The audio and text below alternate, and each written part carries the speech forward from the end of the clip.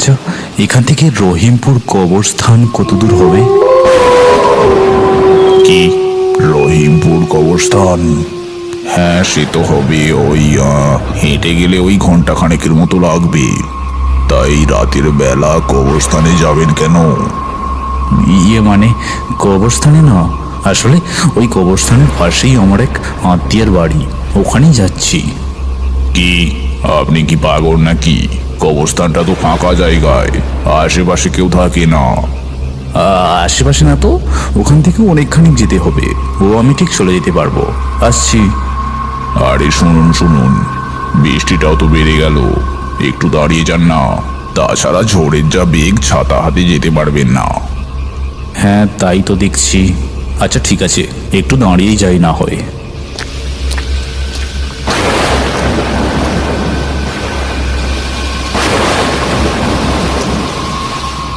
এই হাড়ু, ওনাকে এক কাপ চা দে। না না, ঠিক আছে, চা লাগবে না। বৃষ্টিটা একটু ধরলেই আমি বেরিয়ে যাব, অনেক কাজ আছে আমার। কি কাজ? ও না, তেমন কিছু না। আসলে ওই রহিমপুর কবরস্থানের পাশে আমার এক আত্মীয়র বাড়িতে একটু কাজ আছে, ওখানেই তো যাচ্ছি। তা আপনার মুখ চোখের অবস্থা এরকম কেন? চোখ মুখ এরকম শুকিয়ে গেছে কেন? না না, সেরকম কোনো ব্যাপার নয়। বৃষ্টিটা মনে হচ্ছে একটু ধরেছে, এবার এবার আমাকে যেতে হবে। আরে বসুন না, কই বৃষ্টি কমেছে? এখনো তো বেশ জোরেই বৃষ্টি পড়ছে। না না, এবার আমাকে যেতে হবেই, আমার দেরি হয়ে যাচ্ছে। লোকটার চোখ মুখ দেখে আমার এমন কেন মনে হচ্ছে যে কিছু তো একটা গোলমাল আছে।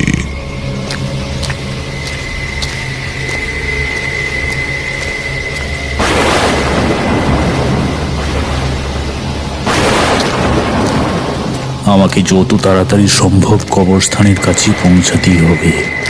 মাটি খোঁড়ার কোদালটা সাথে করে আনলাম তো? হ্যাঁ, ব্যাগের মধ্যেই আছে। এই রে, 7টা যে বেজে গেল। আমাকে যত তাড়াতাড়ি সম্ভব কাজটা করে 9টার মধ্যে ফিরতে হবে।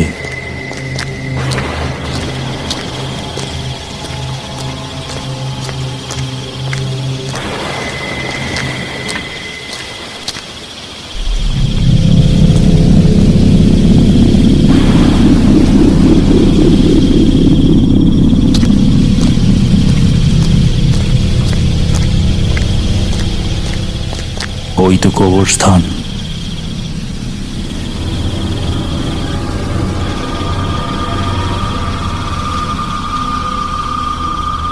আমার আমার এত ভয় করছে কেন?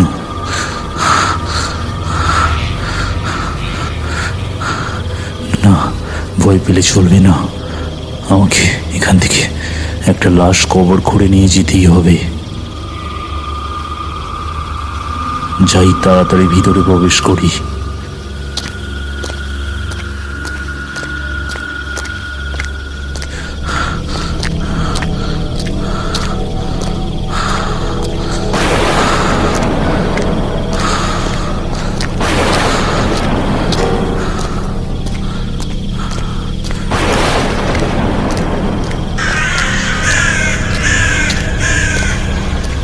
চারিদিক ভয়ানকভাবে নিস্তব্ধ।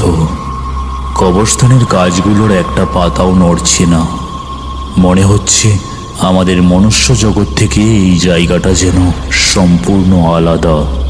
এই জায়গা কোনো জীবিত মানুষের জন্য নয়। সারি সারি মানুষের মৃতদেহ শুয়ে আছে আমার পায়ের মাটির নিচে কবরের মধ্যে। আমার সর্বাঙ্গ প্রবল ভয়ে থেকে থেকে কেঁপে উঠছে। এ কোথায় এসে পড়লাম আমি? যত তাড়াতাড়ি সম্ভব কাজটা শেষ করে আমাকে এখান থেকে যেতে হবে।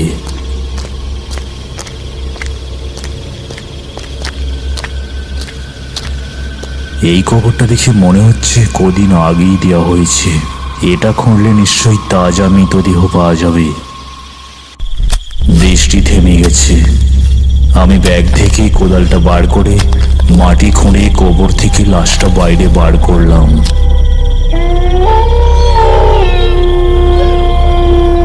কি বিভৎস!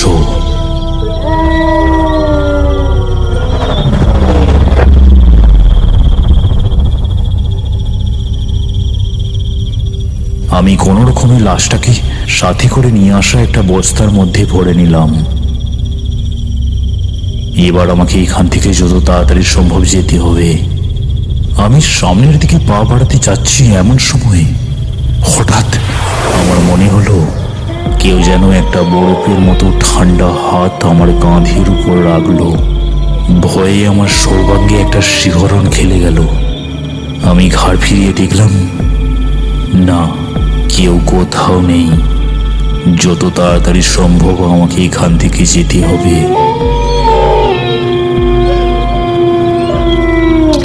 আমি তাড়াতাড়ি করে কবরস্থান থেকে বাইরে বেরিয়ে ফেরার পথ ধরলাম।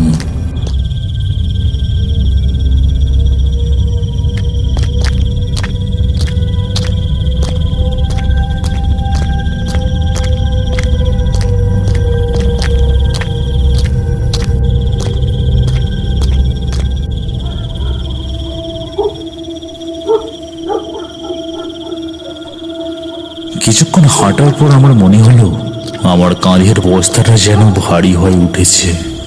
আমি আর এটাকে চাগিয়ে রাখতে পারছি না। বস্তার মধ্যে থেকে আসা পচা দুর্গন্ধে আমার বমি উঠে আসার উপক্রম হচ্ছে। আমি কোনো রকমে বস্তাটা চাগিয়ে নিয়ে হেঁটে চলেছি।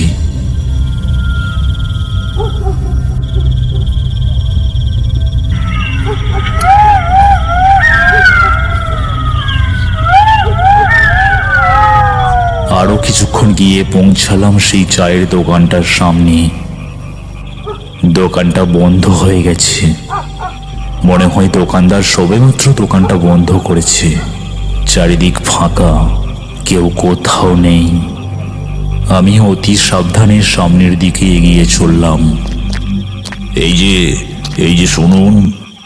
দেখলাম একটু আগে চায়ের দোকানে দেখা হওয়া সেই লোকটা। কি ব্যাপার, আপনি ফিরে আসলেন যে? আপনি না রহিমপুর কবরস্থানের কাছে আত্মীয়ের বাড়ি যাচ্ছিলেন? হ্যাঁ, ওই সামান্য একটু কাজ ছিল, হয়ে গেছে, তাই বাড়ি চলে যাচ্ছি। তা আপনার বাড়ি কোথায়? আচ্ছা, এই পচা দুর্গন্ধটা কোথা থেকে আসছে বলুন তো? আপনার কাঁধে ওটা কিসের বস্তা? ওটা থেকেই তো আসছে মনে হচ্ছে। গন্ধ? কই, কিসের গন্ধ? আমি তো কোনো গন্ধ পাচ্ছি না। আপনি কি আমাকে বোকা পেয়েছেন নাকি? এই গন্ধ আমার অতি পরিচিত। আমার 40 বছরের তান্ত্রিক জীবনে এই গন্ধ আমি বহুবার পেয়েছি। এই গন্ধের সাথে আমার বহুবার পরিচয় হয়েছে। পচা লাশের গন্ধ। ঠিক করে বলুন আপনি কে? আর ওই বস্তার মধ্যেই বা কি আছে? না হলে এক্ষুনি গ্রামের সব লোকজন ডেকে আপনার যে কি অবস্থা করব ভাবতে পারছেন না। না না, কাউকে ডাকবেন না। আমি সব বলছি আপনাকে। আমার নাম অচিন্ত। আমি ওই পাশের চৌধুরী পাড়ায় থাকি। নিজের বলতে কেবল আমার বাবা, মা ছোটবেলাতেই মারা যায়। সে বুঝলাম, কিন্তু ওই বস্তার মধ্যে কি আছে? বলছি সে এসে যাওয়ার আগে সব বলছি আপনাকে। এই বস্তার মধ্যে একটা লাশ আছে, যেটা আমি ওই কবরস্থান থেকে মাটি খুঁড়ে তুলে এনেছি। কেন? কি করবে তুমি ওই লাশ নিয়ে? আর কেই বা এসে যাবে? সে এসে যাবে। সে আমার সাথে সাথেই আছে, সব সময় আমাকে চোখে চোখে রাখছে। সে চাইলে আমার শরীরের মধ্যেও প্রবেশ করতে পারে। মানে কে সে? কার কথা বলছেন আপনি? এইখানে তো কেউ নেই। সে আছে, এখানেই আছে, সব সময় আমাকে চোখে চোখে রাখছে। কার কথা বলছেন বলুন তো আপনি? ঠিক আছে, আমি আপনাকে পুরো ঘটনাটি খুলে বলছি, শুনুন। আজ তো কৌশিকী অমাবস্যা। আজ ওই সন্ধ্যা করে আমাদের বাড়িতে একজন ত্রান্ত্রিক আসে।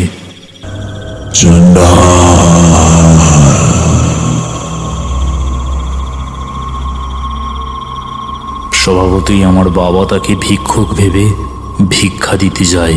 ঠিক সেই মুহূর্তে সে তার ঝুলি থেকে কিছু একটা বার করে আমার বাবার মাথায় ঠেকিয়ে দেয়। বাবা জ্ঞান হারিয়ে মাটিতে লুটিয়ে পড়েন।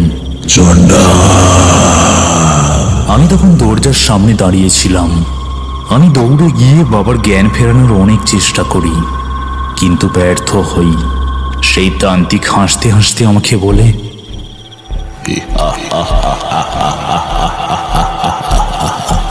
পারবি না, কোনো মতেই পারবি না। এটা পিশাচের মায়াজাল। একমাত্র আমি ছাড়া তোর বাবার জ্ঞান কেউ ফেরাতে পারবে না। আমি হলাম পিশাচ সাধক মহাতান্ত্রিক। কি ক্ষতি করেছি আমরা আপনার? আমার বাবাকে ঠিক করে দিন আপনি। দেব এত তাড়া কিসের? তার জন্য তোকে আমার একটা কাজ করতে হবে। কেন? আমি কেন করব? দেখুন, আপনি ভালোই আমার বাবাকে ঠিক করে দিন। না হলে আমি কিন্তু গ্রামের লোকজনকে ডাকবো। আমার মুখের ওপর না বলছিস? গ্রামের লোকজন ডাকার ভয় দেখাচ্ছিস আমাকে? তোর বাবাকে বাঁচাতে পারবি তো? না, আমার বাবার কিছু করবেন না। শুনবো, আমি আপনার সব কথা শুনবো। বলুন কি করতে হবে আমাকে? শোন, আজ কৌশিকী অমাবস্যা। আজকে রাতে আমি বেতাল জাগাবো। বেতাল খুবই ভয়ঙ্কর প্রেত। বেতাল জাগানোর জন্য আমার একটা লাশ দরকার। কেন? লাশ নিয়ে কি হবে? কি হবে? বেতাল খুব ভয়ঙ্কর প্রেত। বেতালের কোনো দেহ হয় না। বেতাল জেগে উঠে কোনো মরা লাশের ভিতরে প্রবেশ করে ওটাই ওর দেহে পরিণত হয়। তাই আজকে আমার একটা মরা লাশ চাই। ওই লাশের উপর বসে 100 বার বেতাল জাগানোর মন্ত্র পড়লে জেগে উঠবে বেতাল। তারপর ওই লাশের শরীরে সে প্রবেশ করবে। তারপর ওকে দিয়েই আমি রঘুনাথপুরের জমিদারকে খুন করব। কেন? ওই রঘুনাথপুরের জমিদারকে আপনি কেন মারতে চান? কেন? আমি ওই রঘুনাথপুরের একটা শ্মশানে সব সাধনা করতাম। সেই জন্য ওই রঘুনাথপুরের জমিদার লোকজন নিয়ে আমাকে ওই গ্রাম ছাড়া করিয়েছে। ওকে আমি ভয়ানকের থেকেও ভয়ানক ভাবে মারতে চাই। তাই বেতাল জাগিয়ে ওই বেতালের হাতে আমি ওকে ভয়ঙ্কর ভাবে মারব।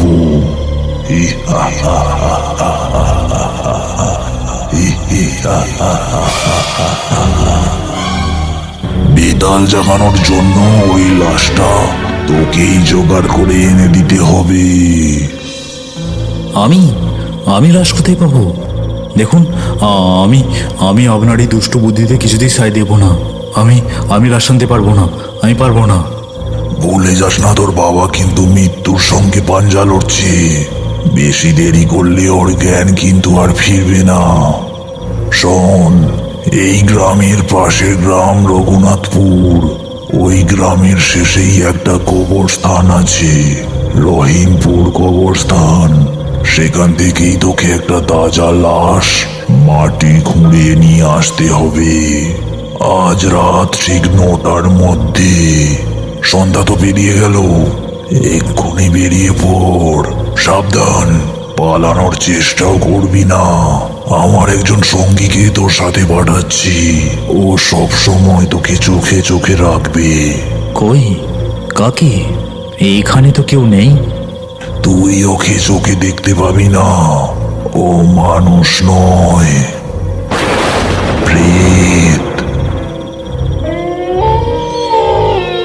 যদি এই সমস্ত কথা কাউকে বলিস বা পালানোর চেষ্টা করিস, তাহলে ও তোর ভিতরে প্রবেশ করে তোকে আমার কাছে ধরে নিয়ে আসবে। এখন যা, তাড়াতাড়ি বেরিয়ে পড়। তারপরেই আমি লাশের খোঁজে রহিমপুর কবরস্থানের উদ্দেশ্যে বেরিয়ে পড়ি। তান্ত্রিকের ওই প্রেত আমার আশেপাশেই আছে। আমি যে এতক্ষণ আপনার সাথে কথা বলছি, ও নিশ্চয়ই সব লক্ষ্য করছে। ও আমাকে ছাড়বে না। আমি এখন আসছি। দাঁড়াও, তোমার কথা অনুযায়ী ওই তান্ত্রিক বেতাল জাগিয়ে রঘুনাথপুর মানে আমাদের এই গ্রামের জমিদারকেই তো মারতে চায়। না, আমি কিছুতেই তা হতে দেব না। এমন সময় তান্ত্রিকের প্রেত ও চিন্তর মধ্যে প্রবেশ করে। সে সে ধীরে ধীরে পাশে পড়ে থাকা একটা লাঠি কুড়িয়ে নিয়ে এসে সোপাতে আঘাত করে লোকটার মাথায়। তারপর সেই প্রেত আমাকে টেনে নিয়ে চলে সেই তান্ত্রিকের কাছে। লাশ পেয়েছিস? লাশটাকে ওই পাশের শ্মশানে নিয়ে চল। চন্ডা। তান্ত্রিকের কথা মতো আমরা শ্মশানে গিয়ে উপস্থিত হলাম। তান্ত্রিক সেই পচা লাশটা শ্মশানের মাটিতে রেখে তার উপর উঠে বসে মন্ত্র পড়তে শুরু করলেন। মধ্যরাতের নিশাচর জগদম অং বেতালং বেদম জগদম। মধ্যরাতের পিশাচ জগদম বেতাল প্রেদায় জগদম। সামনে জ্বলছে অগ্নিকুণ্ড। পাশে রাখা একটা পাত্র থেকে ঘি আর লাল রঙের রক্তের মতো কিছু একটা তরল ছুঁড়ে দিচ্ছে আগুনে। এরকম ভাবে সেই পচা লাশটার উপর বসে তান্ত্রিক বারে বারে মন্ত্র উচ্চারণ করতে লাগলেন। বেদায় জগদম মধ্যরাতের নিশাচর জগদম অং বেতালং বেদম জগদম। মধ্যরাতের পিশাচ জগদম বেতাল প্রেদায়। অন্যদিকে ততক্ষণে রঘুনাথপুর গ্রামের চায়ের দোকানের কাছে পড়ে থাকা সেই লোকটির জ্ঞান ফিরেছে। গ্রামের কয়েকজন লোক তার এরকম অবস্থা দেখে তাকে বলছে, এই রাতের বেলা আপনার এরকম অবস্থা কে করলো? কি করি বা হলো? ওসব কথা বাদ দাও এখন। এক্ষুনি আমাদেরকে জমিদার মশাইয়ের বাড়ি যেতে হবে, তা না হলে আজকে রাতেই জমিদার মশাই প্রাণ হারাবেন। তারা সকলে মিলে সেই মুহূর্তেই জমিদার বাড়িতে গিয়ে উপস্থিত হলো। সেই লোকটি জমিদার মশাইকে বেতাল জাগানোর সমস্ত ঘটনা খুলে বলল। সব শুনে জমিদার বললেন, তাহলে কি আজকে রাতে ওই বেতালের হাত থেকে আমার নিস্তার নেই? ভয় পাবেন না জমিদার মশাই, আমিও তন্ত্র সাধনায় সিদ্ধি লাভ করেছি। বেতালকে কিভাবে আটকাতে হয় তা আমার জানা আছে। বেতাল খুবই ভয়ঙ্কর ও শুভ প্রেত। বেতাল একবার জাগলে প্রাণ না নিয়ে অন্ধকার দুনিয়াতে ফেরে না। কিন্তু যাকে মারার জন্য বেতালকে জাগানো হয়েছে, যদি তাকে কোনো কারণে মারতে না পারে, তাহলে ফিরে গিয়ে ওকে যে জাগিয়েছে তাকেই মেরে ফেলে। আমাদেরকে যা হোক করে ওই বেতালকে আটকাতেই হবে। জমিদার মশাই, আপনি কোনো মতেই আজকে জমিদার বাড়ি থেকে বের হবেন না। আমি আমার এই 40 বছরের তন্ত্র সাধনার তন্ত্র শক্তি দিয়ে এই জমিদার বাড়িকে ঘিরে দিচ্ছি। যা পেরিয়ে বেতাল কিছুতেই জমিদার বাড়িতে প্রবেশ করতে পারবে না। অন্যদিকে সেই প্রেত সাধক তান্ত্রিক শ্মশানের মধ্যে সেই পচা লাশের উপর বসে বেতাল জাগানোর মন্ত্র উচ্চারণ করেই চলেছেন। অং বেতালং বেদম জগদম মধ্যরাতের পিশাচ জগদম বেতাল প্রেদায় জগদম। অং অং। এক সময় অমাবস্যার অন্ধকার রাতের বুক চিরে এক অতিকায় প্রেতের আগমন ঘটল। কি ভয়ানক সেই মুহূর্ত!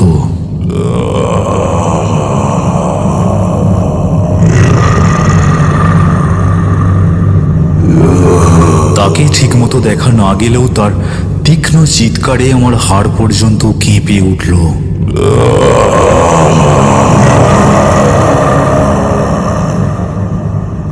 তারপর হাওয়ায় ভাসতে ভাসতে সেই অবয়বটা প্রবেশ করলো সেই পচা লাশটার ভেতর।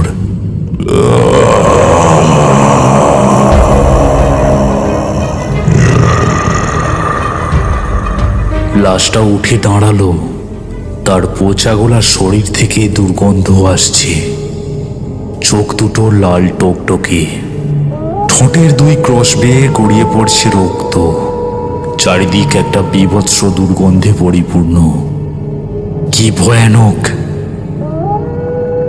তান্ত্রিক সেই লাশটার সামনে দাঁড়িয়ে চিৎকার করে বলে উঠল, যাও, রঘুনাথপুরের জমিদারকে শেষ করে দাও। হঠাৎ সে ধোঁয়ায় মিলিয়ে গেল।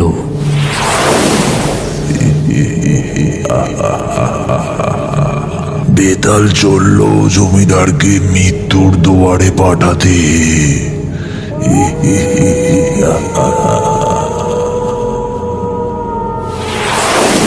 বেতাল গিয়ে উপস্থিত হলো জমিদার বাড়ির সামনে। সে জমিদার বাড়ির দিকে এগিয়ে যেতে লাগলো। হঠাৎ কোনো অদৃশ্য শক্তিতে বাধা পেয়ে ছিটকে মাটিতে পড়ল।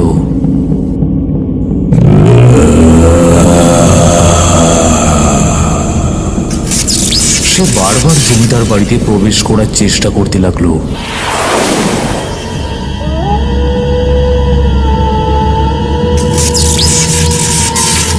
কিন্তু পারল না। একসময় ব্যর্থ হয়ে সে ফিরে চলল সেই শ্মশানের উদ্দেশ্যে, যেখানে তাকে জাগিয়ে তোলা হয়েছিল। দেখতে দেখতে সকাল হলো। অচিন্তর বাবার জ্ঞান ফিরেছে। অচিন্ত গ্রামবাসীদেরকে আগের দিনের সব ঘটনা খুলে বলল। তারপর গ্রামবাসীদেরকে নিয়ে সে গেল সেই শ্মশানে। সেই শ্মশানে গিয়ে দেখল তান্ত্রিক মরে পড়ে আছে। কে যেন তার মাথাটা শরীর থেকে উপড়ে নিয়েছে। বেতাল যদি কোনো কারণে বাধা পায়, তাহলে ফিরে গিয়ে ওকে যে জাগিয়েছে তাকেই মেরে ফেলে।